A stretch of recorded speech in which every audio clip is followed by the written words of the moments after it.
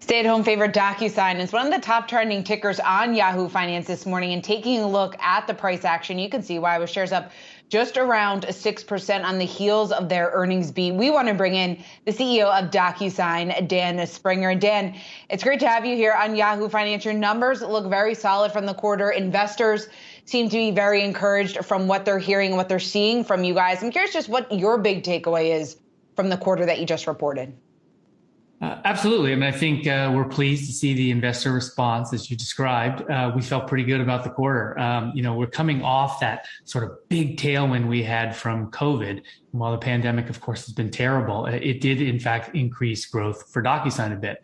Now that we're putting that behind us, it's exciting to still see 50% revenue growth, 52% subscription revenue growth, and 47%, was the billings growth. So that was, I think, above expectations fairly considerably. And I think that's a big part of why you see the nice movement in the stock today.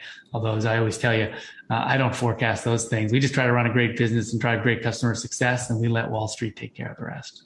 I know you guys don't look too much into the day-to-day price action in your stock. If you did, I'm sure that would just drive you absolutely nuts. But Dan, you mentioned the slowing growth that you have seen. Obviously, the numbers that you were putting up in the midst of the pandemic, especially at the beginning, weren't sustainable. I guess, how should investors be thinking about the moderation that we are seeing and what we could expect to see over the coming quarters?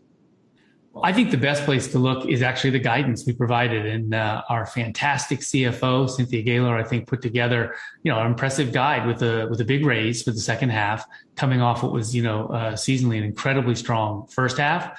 And I think that, again, is probably as much as the performance in Q2 was the bullish view we have for the rest of the year. And, we've talked about this for a long time, that while we have enjoyed some extra boost to our growth, we're now going to do over $2 billion of revenue this year. So we're becoming a meaningful, software company, and to continue to have growth projections going forward at the levels that the guidance show here, I think is special, not unprecedented, but special. And I think our view is that because the total addressable market is so big, and because of the high quality of the Docusign team we have working every day to grow this business and drive fantastic customer success, we've got a lot of years of great growth ahead. Dan, speaking of growth, international sales up 71% in the most recent quarter. And you talked a little bit about this on the call last night, but when will Docusign be in China? So a couple thoughts. I mean, 71%, as you said, fantastic. I think there's two things to think about. I'll get to the future in a second, but two things to think about when you look at what our rate of growth has been like the last few quarters in international. One is it indicates it's a fantastically large opportunity for us to go after.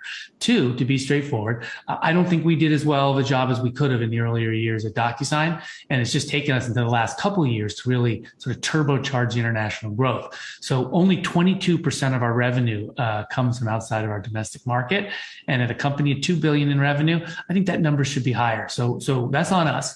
We have work to do, but the progress, as you said, is great. In terms of specific markets, and China, of course, as the second largest economy in the world, is one we have to look at. It's very, very small for us. We have people who sign agreements in China, of course, as we do in 180 plus countries around the world. But we don't have a dedicated effort to go after that market and grow that space. I think you will see that happen. It will not be one of our near-term priorities. We see so much growth in the markets where we already are internationally that it'll be a while before we do something big like China, which, of course, fraught with a lot of complexity and risk. Dan, whether it's right or wrong, your stock got looped in with Zoom and many other stay-at-home stocks from the pandemic here. And we've seen some of these companies, not you, but we've seen some companies come out with cautious outlooks. What is the steady state growth of your business in a world that is in fact hybrid, and that appears to be where we're headed?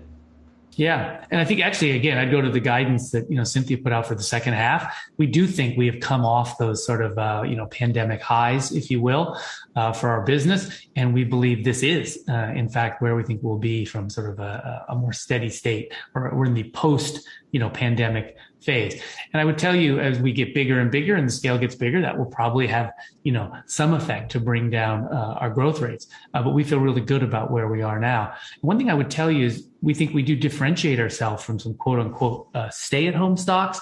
We like to think about Docusign as being part of the anywhere economy. And so whether people are going back to work in physical offices or going back part-time, we think they're going to want to leverage the Docusign technologies across all of those sort of digital opportunities for their agreement clouds. And so we think that we're going to be anywhere and we won't be dramatically impacted going forward, regardless of whether we go faster back to the offices or not. Now, my strong hope for purposes of running Docusign and our employees who have been dealing with the complexity of working from home for many of them for over a year and a half now, that we get back to the office as quickly as we can.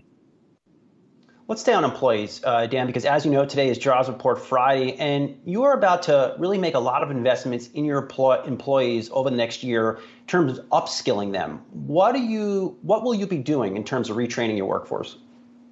So there's a couple of things that I think are really important for us when we think about our overall employee development. One of them is we're making a huge investment in manager training. Because we're growing so fast, almost half of our employees we've hired since the pandemic started, which means they've never been to a Docusign office, they've never met their other Docusign colleagues in person. We have a lot of first-time managers, people who we promote into roles and they haven't had those skills. So that's our biggest single focus, is giving them the managerial skills so that they can ensure that each of the people that work for them have the opportunity to do the work of their life at Docusign. Second area that we're really focused on is around the diversity and inclusivity in our organization. And we want to make Docusign the best place to work for everyone, including people that have diverse backgrounds. So that's something we weave into all of our training and development. And then the third area is what most people probably think about, which is the technical skills and training. Sort of if someone's in an engineering organization, getting them up to speed on the latest technologies we're using to develop software. Someone in a field organization, it might be thinking about all the new products and enabling them on the broader Docusign agreement, cloud suite that we have. But that's how we think about those priorities in order.